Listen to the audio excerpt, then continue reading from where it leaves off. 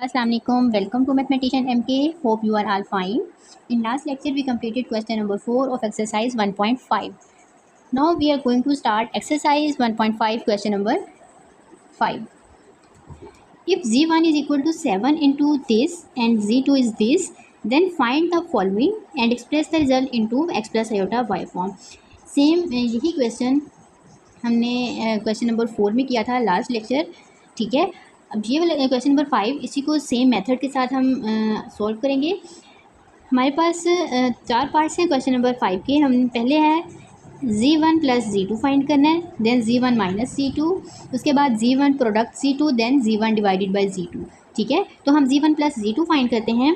z1 plus z2 के लिए z1 की वैल्यू पुट करते हैं 7 into cos 2 pi divided by 12 plus iota sine 23 pi by 12 plus z2 की value 11 into cos 11 pi by 2 plus iota sine 11 pi by 2. Okay, so हमने 7 को multiply करना है. ठीक है, एंड 11 को ब्रैकेट्स के अंदर मल्टीप्लाई करना है. ठीक है, इन दोनों को मल्टीप्लाई करने के बाद 7 cos 2 pi by 12 23 pi by 12 plus iota sine 23 pi by iota 7 sine 23 pi by 12 plus 11 cos 11 pi by 12 plus iota 11 sine 11 pi by 12. ठीक है, अब हमने जो इमेजिनरी पार्ट्स हैं और जो रियल पार्ट्स हैं उन दोनों को ऐड कर देना है. ठीक है, ये दो हमारे पास रियल पार्ट्स हैं, इन दोनों को ऐड कर देंगे. ये दो इमेजिनरी पार्ट्स हैं, इन दोनों को ऐड कर देंगे. ठीक है, तो हम करते हैं 7 cos 23 pi by 12 plus 11 cos 11 pi by 12. ठीक है, इन दोनों को ऐड कर देंगे, प्लस आयोटा कॉमन लेंगे 7 sine 23 pi by 12 plus 11 sine 11 pi by 12. So cos 23 pi by 12 की वैल्यू फाइंड करेंगे. ठीक है, cos 11 पाई बाई 12 की, similarly sine 23 pi by 12 and sine 11 pi by 12 calculator के थ्रू. ठीक है, और इनको सॉल्व करेंगे. सॉल्व करने के बाद इनका हमारे पास जो सिंप्लीफाई करने के बाद आंसर आता है वो 3.86. ये कैलकुलेटर के थ्रू आप बहुत इजीली कर सकते हो. ठीक है, प्लस 1.035 आयोटा. ठीक है, ये हमारे पास z1 प्लस z2 का आंसर आ जाता है. अब हमने z1 माइनस z2 फाइंड करना है. ठीक है, अब हमें दोनों को सब्ट्रैक्ट करना है, दोनों कम्प्लेक्स नंबर्स को. ये हमारा सेकंड पार्ट है. z1 माइनस z2, सेम इसी प्रोसीजर के साथ सिर्फ एडिशन की जगह सब्ट्रैक्शन करेंगे हम. cos 23 pi by 12 plus iota sine 23 pi by 12 into minus 11 cos 11 pi by 2 plus iota sine 11 pi by 2. ठीक है, 7 को 11 को ब्रैकेट्स के अंदर मल्टीप्लाई करने के बाद जो रियल पार्ट है उसको रियल पार्ट से सब्ट्रैक्ट कर देंगे, जो इमेजिनरी पार्ट है उसे इमेजिनरी पार्ट के साथ. ठीक है, तो ये हमारे पास 17.39 माइनस 4.66 आयोटा. ठीक हो गया. सो नेक्स्ट पार्ट नंबर 3, हमने प्रोडक्ट करना है z1 डॉट z2. ठीक है, हम वही जो फार्मूला पिछले लेक्चर में यूज़ किया था क्वेश्चन नंबर 4 में वही यहाँ पे यूज़ करेंगे. r1 और r2 को मल्टीप्लाई करेंगे और θ1 और θ2 को प्लस करेंगे. ठीक है, तो ये हमारे पास 7 cos 23 पाई बाई 12, पहले z1 की वैल्यू पुट करेंगे, देन प्रोडक्ट के साथ z2 की वैल्यू पुट करेंगे. Okay, dot 11 into 11 pi by 2 तो 11 pi by 12 plus iota sine 11 pi by 12. Okay, तो अब ये हमारे पास आ रहा है, ये r1 है, ये r2 है. ठीक है, तो r1 dot r2, this is 7 dot 11 and cos θ1 plus θ2, हमारे पास क्या फार्मूला था, दिस इंटू कॉस θ1 प्लस θ2. ठीक है, प्लस आयोटा साइन θ1 प्लस θ2, ये हमारे पास जनरल फार्मूला था. ठीक है, this is θ1 and this is θ2. So 7 dot 11 into cos θ1 23 pi by 12 plus 11 pi by 12. ठीक है, plus iota as it is, मतलब कॉम साइन θ1 और θ2 दोनों की वैल्यूज पुट कर देंगे. 23 pi by 12 plus 11 pi by 12, ठीक है। तो अब हमने इन दोनों को ऐड करके 12 को 23 π/12 और 11 π/12 को ऐड करेंगे। ऐड करने के बाद हम साइन और जो हमारे पास फॉर्म आएगी ऐड करने के बाद उनका साइन लेंगे, ठीक है। इसी तरह कॉस की वैल्यू भी फाइंड करेंगे। तो हमारे पास जो सिंप्लीफाई करने के बाद आंसर आएगा by using calculator 17 - 66.868 plus 38.5 iota, ठीक है। ये है हमारे पास रिक्वायर्ड आंसर। नो हमारे पास लास्ट पार्ट है, पार्ट नंबर 4 क्वेश्चन नंबर 5 का, Z1 divided by Z2। Z1 divided by Z2, so value put करेंगे Z1 की और Z2 की। 7 into cos 23π/12 plus iota sine 23π/12, ठीक है, divided by 11 into cos 11π/12 plus iota sine 11π/12, ठीक है। अब हमारे पास जो डिवीजन के लिए जनरल फार्मूला था वो क्या है, R1 - R2, ठीक है। क्या है, R1 - R2, और जो थीटा होगा उसके लिए हम क्या करेंगे, into cos θ1 - θ2 plus iota sine θ1 - θ2, ठीक है। ये है हमारे पास डिवीजन के लिए। सो हम इसे अप्लाई करते हैं तो हमारे पास क्या आ जाएगा, तो इसको ये माइनस नहीं, ये डिवाइड हो जाएगा, ठीक है। R1 divided by R2, so this is 7/11 into cos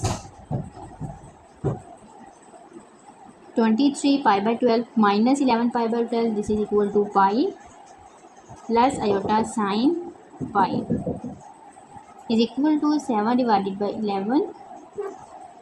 solve करेंगे, this is -1 plus iota 0, so remaining answer is -7/11 plus 0 iota. So this is our required answer, ठीक है। Now question number 6। Question number 6 है, if Z1 and Z2 are two complex numbers. Question number 6, if Z1 and Z2 are two complex numbers, then हमने show करवाना है argument of Z1 Z2 is equal है argument of Z1 plus argument of Z2। अब ये argument क्या है, ये हमने इस 1.5 सेशन में इसका जब इंट्रोडक्शन किया था सेक्शन 1.5 का, तो हमने इसे बहुत डिटेल से किया था, ठीक है। Argument of Z1, argument of Z, यानी कि आर्गूमेंट ऑफ कम्प्लेक्स नंबर क्या होता है, ठीक है। ये हमारे पास थीटा होता है, एंगल होता है हमारे पास कम्प्लेक्स नंबर में, जो पॉइंट होता है उसका जो एंगल बनता है वो हमारे पास क्या होता है, आर्गूमेंट होता है, ठीक है।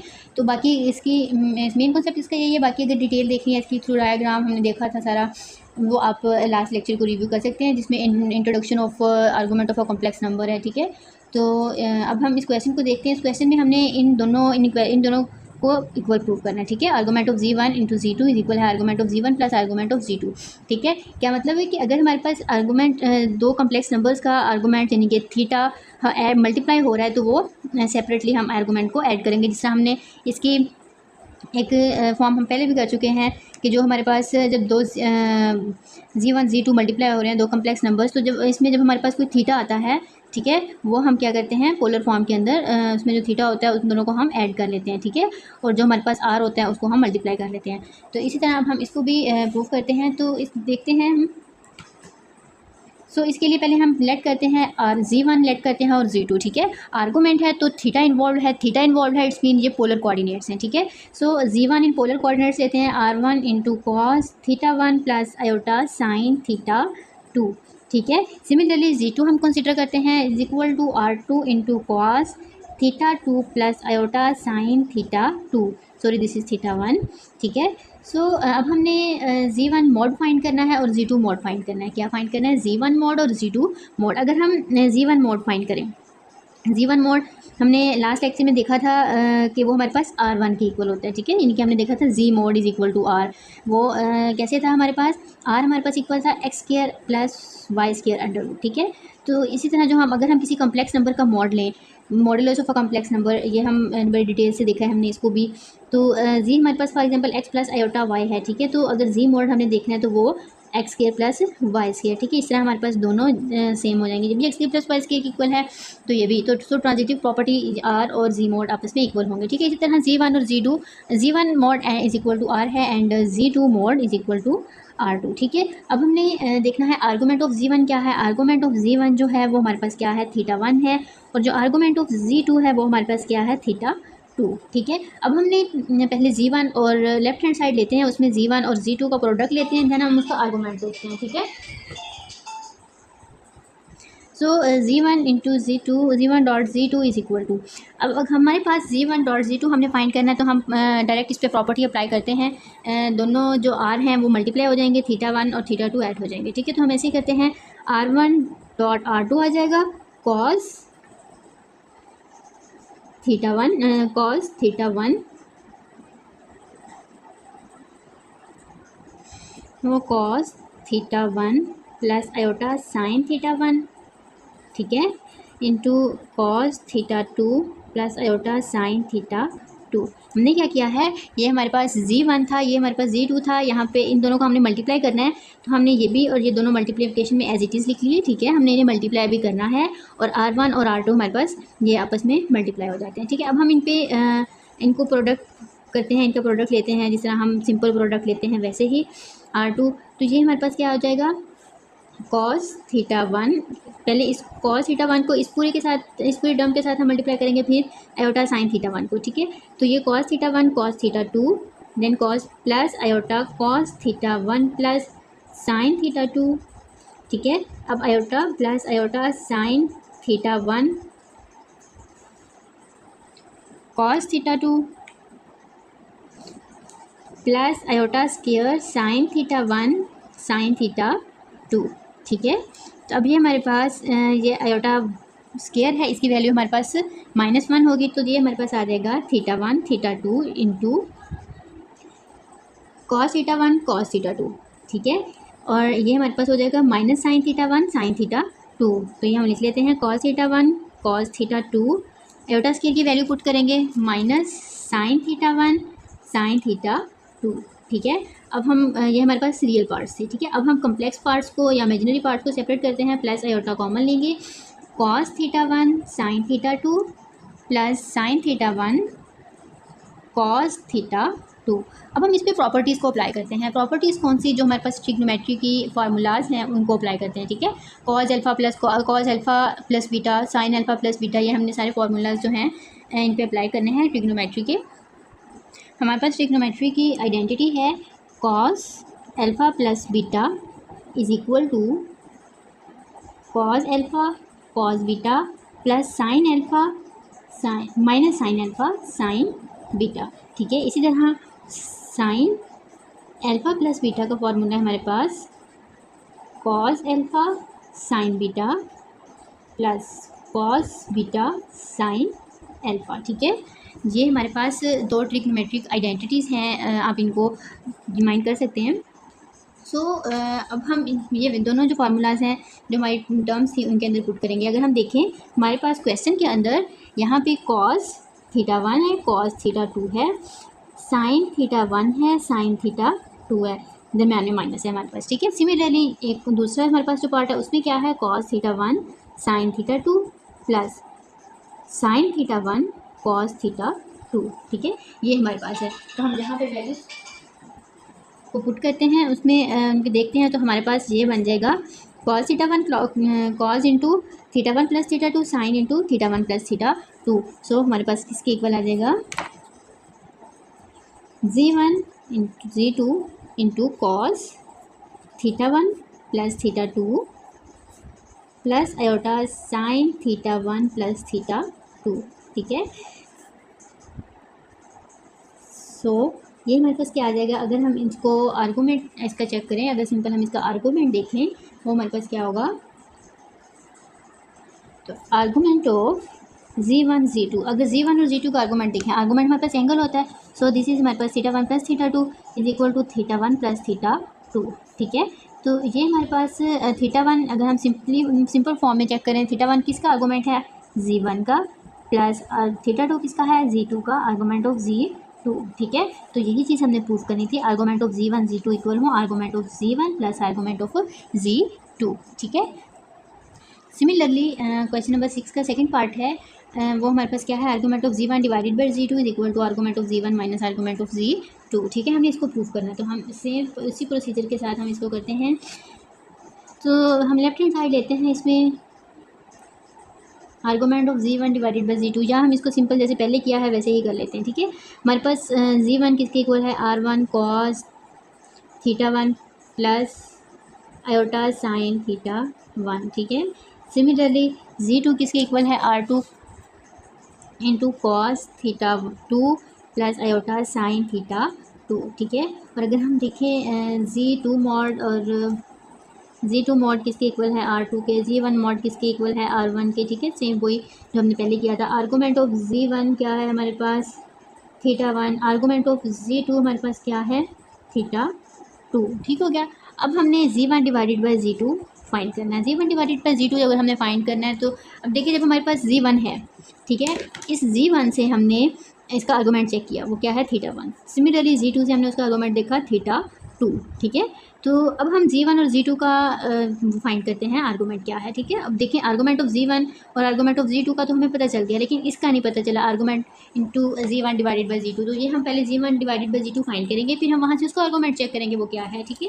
तो हम चेक करते हैं Z1 divided by Z2, Z1 की वैल्यू पुट करेंगे R1 into cos θ1 plus iota sine θ1 divided by R2 into cos θ2 plus iota sine θ2, ठीक है।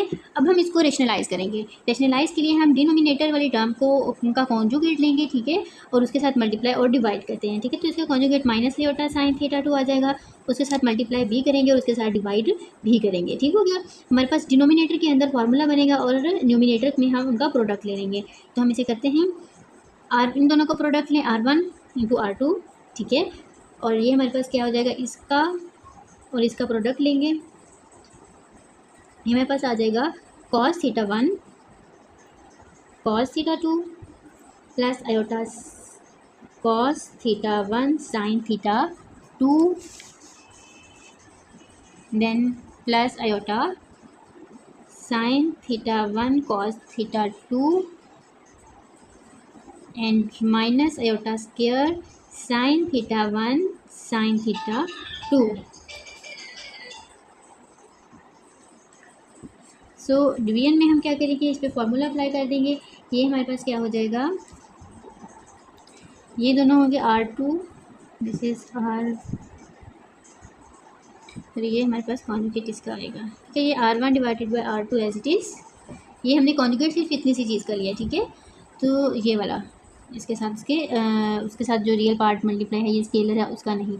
तो ये हमारे पास अब इन दोनों का स्केयर बन जाएगा, a plus b into a minus b is equal a square minus b square, ठीक है। तो हम वही फॉर्मूला यहाँ पे अप्लाई करेंगे, cos θ2 square minus iota sine square θ2, ठीक है। तो अब ये हमारे पास ये आयोटा स्केयर भी आ जाएगा। जब हम आयोटा स्केयर की वैल्यू पुट करेंगे, वो हमारे पास क्या बनेगा, iota square is equal to -1, ठीक है। तो ये हमारे पास आ जाएगा cos square θ2 plus iota square sine square θ2, ठीक है। क्या किया है मैंने, यहाँ पे फॉर्मूला अप्लाई किया है, आयोटा स्केयर और माइनस आता था यहाँ पे, ठीक है, ए स्केयर माइनस बी स्केयर। लेकिन जब हमने आयोटा स्केयर की वैल्यू -1 पुट की, तो ये हमारे पास माइनस फार्मूले का और आयोटा स्केयर का माइनस प्लस हो जाएगा, ठीक है। तो ये आ जाएगा। अब हमारे पास आइडेंटिटी है, trigonometric identity, cos square alpha plus cos sine square alpha is equal to 1, ठीक है। तो ये हमारे पास 1 के इक्वल आ जाएगा। सो R1 divided by R2 into, ये हमारे पास क्या बनेगा, cos θ1 cos θ2 plus sine θ1 sign θ2, ठीक है। अब ये वाली टर्म आ गई और साथ में ये वाली टर्म आ गई, आयोटा स्केयर की वैल्यू पुट करके। देन हमारे पास आयोटा कॉमन लेंगे, ये दोनों टर्म्स आ जाएंगी, ये वाली टर्म और ये वाली टर्म, ठीक है। तो ये हमारे पास आ जाएगी cos θ1 sine cos θ1 sign θ2 then minus cos θ1 sign θ2, ठीक है। यहाँ sine θ1 cos θ2 minus cos θ1 sign θ2। हमने क्या किया है, पहले हमने रियल पार्ट को सेपरेट किया, ठीक है, ये दोनों रियल पार्ट्स थे, उसके बाद इमेजिनरी पार्ट से, ठीक है। ये माइनस में था, इसको हमने बाद में लिखा, ये पॉजिटिव था, इसको हमने पहले लिखा, ठीक है। अब ये वही आइडेंटिटीज जो हमने पहले देखी हैं वो हमारे पास आ जाएंगी R1 divided by R2 cos θ1 plus θ2, sorry θ1 minus θ2, ठीक है, प्लस आयोटा साइन θ1 माइनस θ2। इससे पहले जो हमने आइडेंटिटीज़ देखी थी वो हमारे पास पॉजिटिव के लिए थी, वो क्या थी, cos θ1 cos θ2। यहाँ पे जो हमारे पास पहला पार्ट था माइनस था, ठीक है, तो हमारे पास फार्मूला में प्लस आता था। ये हमारे पास ट्रिग्नोमेट्रिक आइडेंटिटीज़ हैं। और जो दूसरा था उसमें हमारे पास क्या था, प्लस था, तो यहाँ पे हमारे पास प्लस आ रहा था, ठीक है, साइन वाले में। अब यहाँ पे हमारे पास साइंस चेंज हुए हैं, ठीक है, तो हमारे पास इसके अंदर भी साइंस चेंज हो जाएंगे, ठीक है, आइडेंटिटीज़ के अंदर। सो अब यहाँ पे argument of z1 divided by z2 क्या होगा, θ1 माइनस θ2, विच इज थीटा किसके इक्वल है, argument of z1 minus θ2 argument of z2, ठीक है। So this is our required answer, हमें यही चीज़ प्रूव करनी थी, ओके। सो यहाँ पे लेक्चर को एंड करते हैं। इंशाल्लाह नेक्स्ट लेक्चर के अंदर हम क्वेश्चन नंबर 7 को स्टार्ट करेंगे, ठीक है। उम्मीद है कि आपको इन क्वेश्चंस की समझ आ गई होगी। अगर कोई भी प्रॉब्लम हो तो आप कमेंट सेक्शन में पूछ सकते हैं, ओके। मिलते हैं नेक्स्ट लेक्चर में, अल्लाह हाफिज़।